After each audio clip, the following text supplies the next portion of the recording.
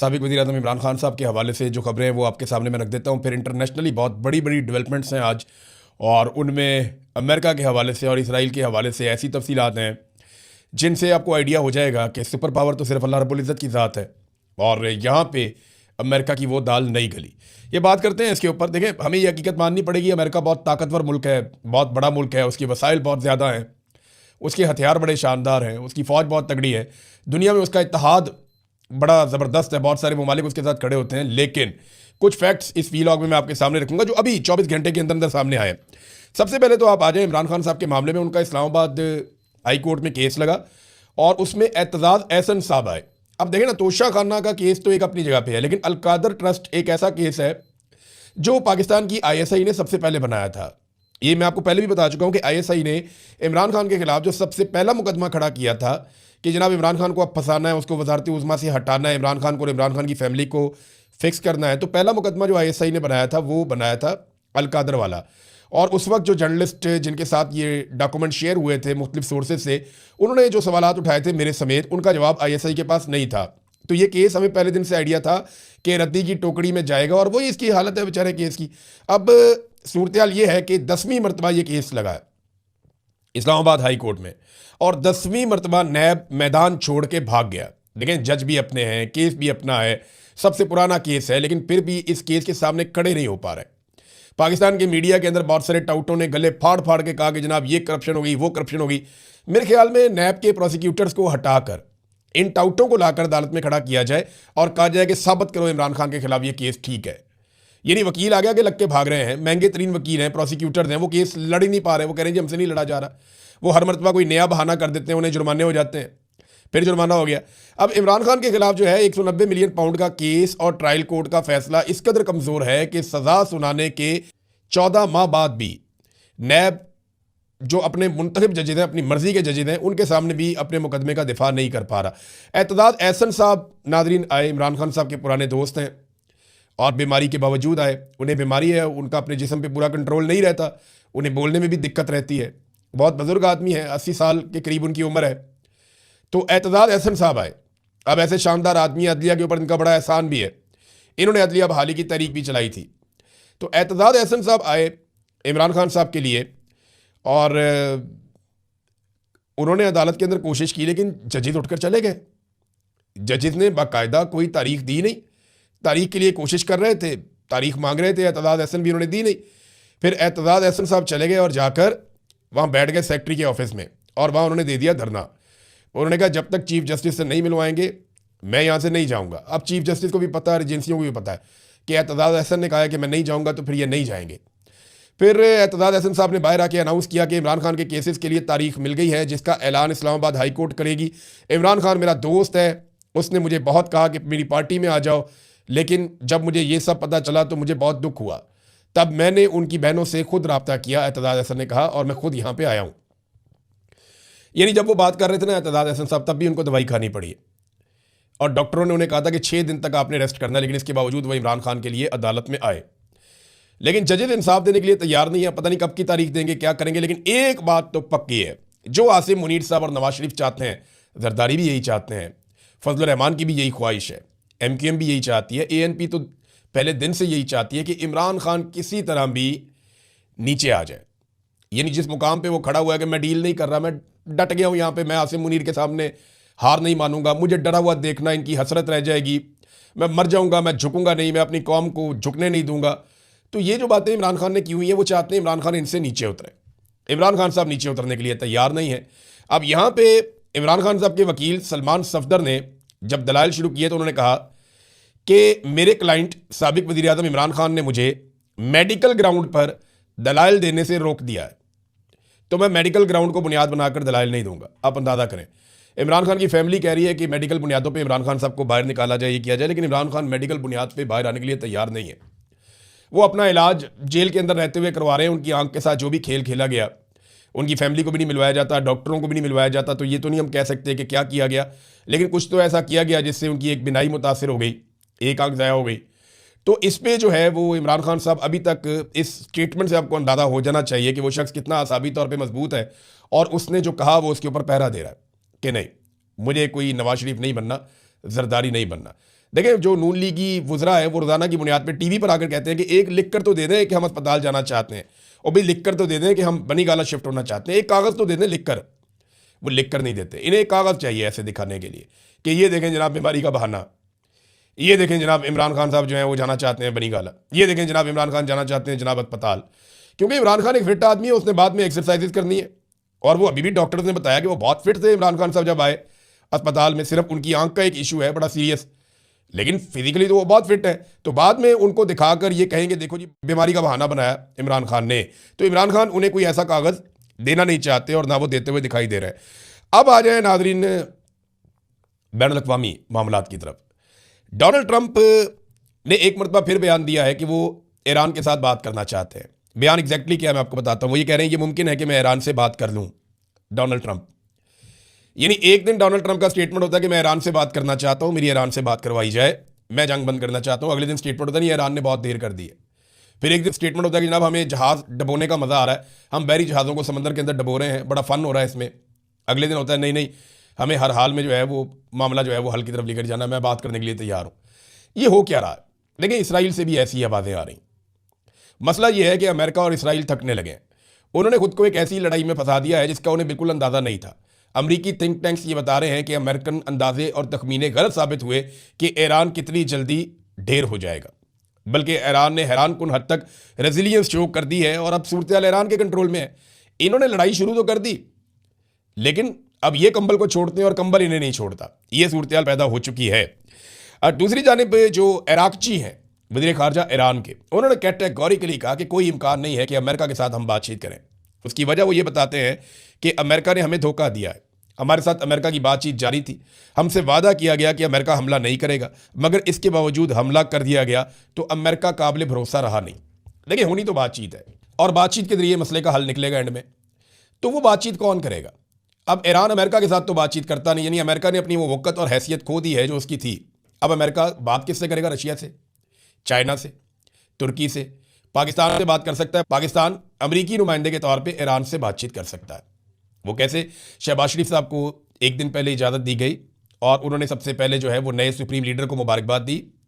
نئے supreme leader کے بارے میں اطلاعات ہیں کہ وہ زخمی ہیں لیکن وہ محفوظ ہیں اور کچھ زیادہ بڑا مسئلہ نہیں ہے، لیکن ان کے بارے میں یہ اطلاعات ایران میں سے آ رہی ہیں کہ وہ زخمی ہیں.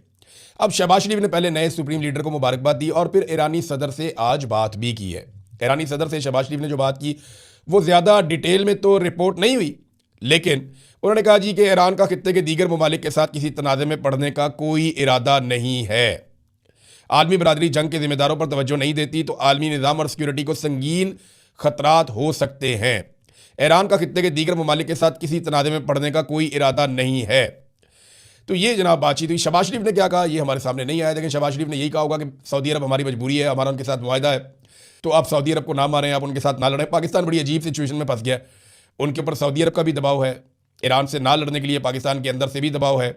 ڈونلڈ ٹرمپ کی جانب سے بھی اب ایک حکم نامہ ایسا لگتا ہے کہ آ گیا ہے کہ اب یہ رابطے کر رہے ہیں ایرانی قیادت سے تاکہ کل کو امریکن بہاف کے اوپر یہ ایران کے ساتھ مذاکرات یا بات چیت کر سکیں. وہ اپنے کچھ گڈ کاپ بھی رکھتے ہیں، بیڈ کاپ گڈ کاپ کھیلتے ہیں نا، تو وہ یہی طریقہ ہے کہ پاکستان ایک ایسا وفادار ملک ہے، یا پاکستانی جو سیاسی قیادت ہے یا فوجی قیادت ہے وہ اتنی اچھی وفادار ہے ڈونلڈ ٹرمپ کی. ڈونلڈ ٹرمپ کو یہ لگتا ہے کہ اگر یہ ایران کے ساتھ رابطے میں رہیں گے تو ہمارا ایک راستہ کھلا رہے گا.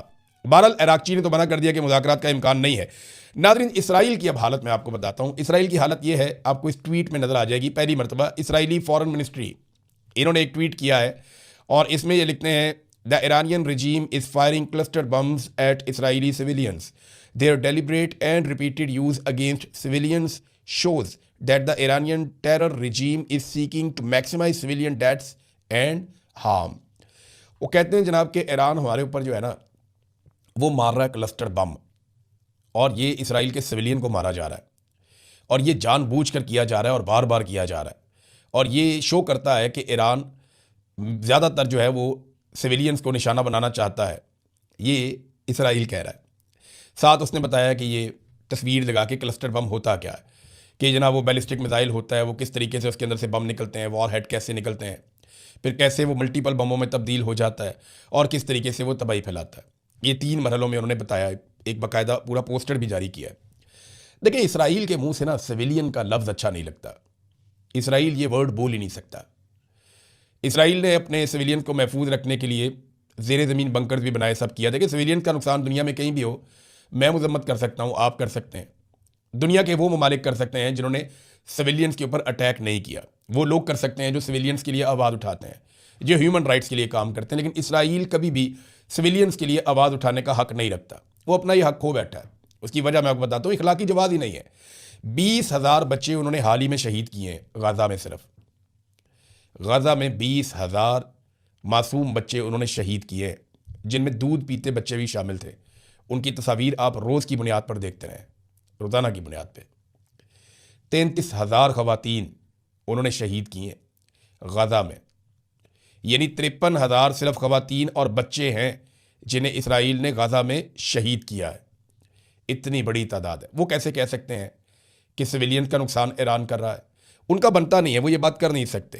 اور اب یہ ہمدردی لینے کی کوشش کر رہے ہیں دنیا سے, کیونکہ حالات انہیں آئیڈیا ہو گیا ہے کہ ان کے کنٹرول میں ویسے نہیں ہے جیسے انہیں لگتا تھا کہ ان کے کنٹرول میں رہیں گے.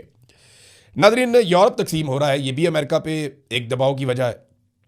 یعنی اٹلی نے بھی مذمت کی ہے, اسپین بھی خلاف کھڑا ہو گیا. اسپین نے تو اپنا جو سفیر ہے اس کو اسرائیل سے واپس بلا لیا مستقل طور پہ کہ جناب واپس آ جائیں, وہاں پہ سفیر نہیں چاہیے اسرائیل کے اندر. فرانس جو ہے وہ بھی تھوڑا مضبوط نظر آ رہا ہے. سکنڈینیوین کنٹریز ہیں چاروں, ناروے, ڈینمارک, فن لینڈ اور سویڈن, یہ کنٹریز, اور بیلجیم اور آئرلینڈ, یہ بھی اسی طرف کھڑے ہوئے ہیں. صرف جرمنی جو ہے وہ ایک ایسا کنٹری ہے جس کا ابہام باقی. یورپ بہت تقسیم ہو گیا اس معاملے پہ کہ ایران کے اوپر امریکہ نے جو اٹیک کیا یہ درست ہے یا غلط ہے. تو امریکہ اپنے پرانے اتحادی کھو رہا ہے, اور یہ ایک پرابلم ہے, اور یہ امریکہ کو آنے والے دنوں میں مزید فیس کرنی پڑ سکتی ہے, کیونکہ ڈونلڈ ٹرمپ امریکہ کو وہاں لے گیا کہ ایک دلدل میں امریکہ پھنس گیا ہے, اور اس سے نکالنے کے لیے بڑی سمجھداری چاہیے. امریکہ میں حکومت تبدیل ہوگی تو چیزیں امریکہ کے لیے بہتری کی طرف جائیں گی, ورنہ نہیں. دیکھیں نا, امریکہ اپنی متھک ہو گیا. آبنائے ہرمز کیا ہے؟ ایک پٹی ہے نا پانی کی, ایک ایسی جگہ ہے جہاں پہ سمندر کا پانی انتہائی نیرو ہو جاتا ہے. یہ ایک گزرگاہ ہے جہاں سے دنیا بھر کے بحری جہاز گزرتے ہیں اور پیٹرولیم مصنوعات لے کر جاتے ہیں. اس کے ایک طرف ایران ہے, دوسری طرف عمان ہے. میں آبنائے حرمت پہ خود ذاتی طور پہ کھڑا رہا, میں نے وہاں کھڑے ہو کر ایران کی روشنیاں دیکھی ہیں. اتنا قریب ہے, بہت قریب ہے, اتنا دور نہیں ہے, کوئی 20 میل لگتا ہے تھوڑا سا. تو اس میں جو ہے وہ ایران نے مکمل کنٹرول حاصل کر لیا. اب امریکہ سپر پاور کہلانے کے باوجود اپنے سارے اتحادیوں کو لے کر یہ آبنائے حرمز نہیں کھلوا پا رہا. چائنا وہاں سے ابھی تک لے کر چلا گیا ایران سے 11 ملین بیرل تیل, اور آبنائے حرمز باقی دنیا کے لیے بند ہے. ابھی اطلاع آ رہی ہے کہ بنگلہ دیش نے درخواست کی ہے, تو بنگلہ دیش کے لیے آبنائے حرمز کو کھول دیا ہے ایران نے کہ آپ یہاں سے اپنے جہاز لے جا سکتے ہیں. تو رشیا, چائنا, بنگلہ دیش, جن کو وہ چاہتے ہیں ان کو وہ الاؤ کرتے ہیں, اور جن کو وہ نہیں چاہتے ان کو وہ الاؤ نہیں کرتے. یہ ایران کا مکمل کنٹرول اور بالادستی ہے آبنائے حرمز پہ. اب یہاں پہ ایران ایک اکیلا ملک ہے, باقی 7-8 ملک ایسے ہیں جو امریکہ کے اتحادی ہیں, جن میں اسرائیل ہے, سعودی عرب ہے, UAE ہے, قطر ہے, عمان ہے, بحرین ہے, یہ سارے, اردن ہے, یہ سارے ممالک جو ہیں یہ امریکہ کے اتحادی ہیں. یہ سارے مل کر امریکہ اور اسرائیل کے ساتھ بھی یہ آبنائے حرمز نہیں کھلوا پا رہے, اور امریکن بحری جہاز اس طرف آ بھی نہیں رہے.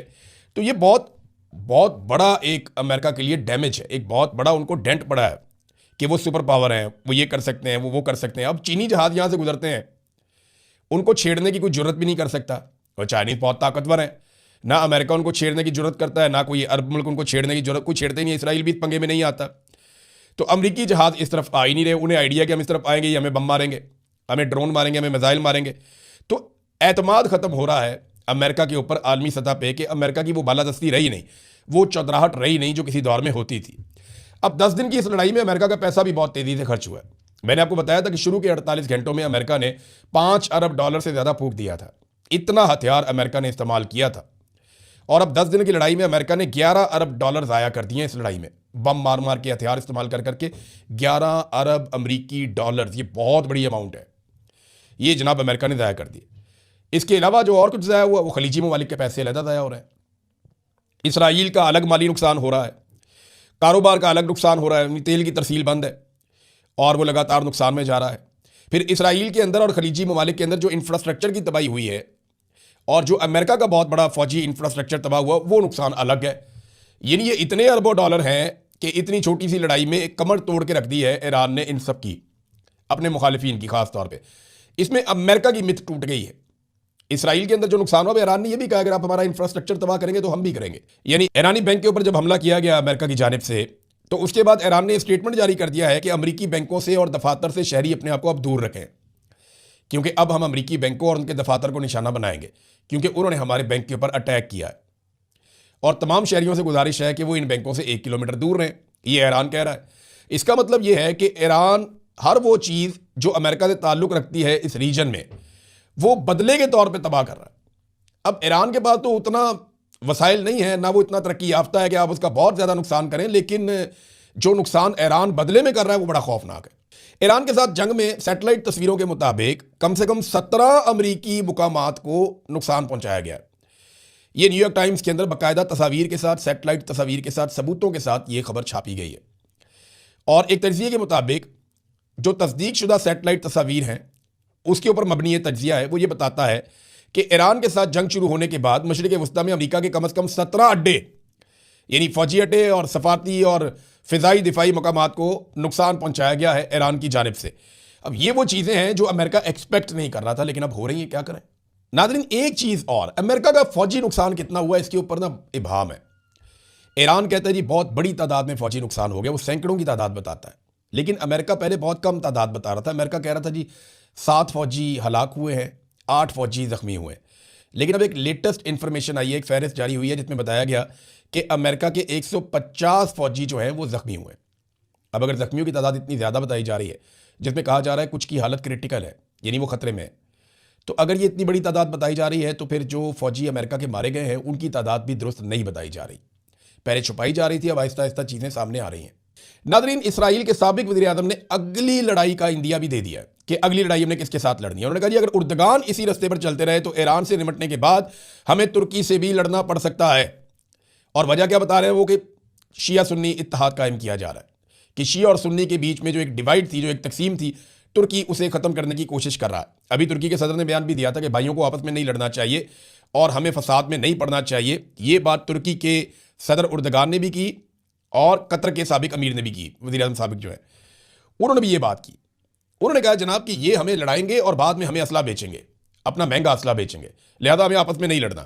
وہ یہ کہتے ہیں کہ اگر اردگان شیعہ اور سنی کے اتحاد سمیت کوئی بھی اسلامی اتحاد بنانے کی کوشش کرے گا تو ہم اسے دہشت گردی اور اسرائیل کے لیے براہ راست خطرہ سمجھیں گے. ہم خاموش نہیں بیٹھیں گے. ہم اپنے اتحادیوں کے ساتھ دنیا کے سب سے بڑے ایٹمی خطرے کو ختم کرنے کے لیے کھڑے ہیں، لیکن نئی دہشت گردی یا نئے محاذ یا شیعہ سنی اتحاد کی شکل میں کوئی بھی نیا خطرہ خود پر نہیں آنے دیں گے. اگر ضرورت پڑی تو اسرائیل فیصلہ کن کارروائی کرے گا. اب صرف میری ایک بات آپ لوگ سارے غور سے سن لیں، اس سٹیٹمنٹ کے بعد سارے غور سے سن لیں.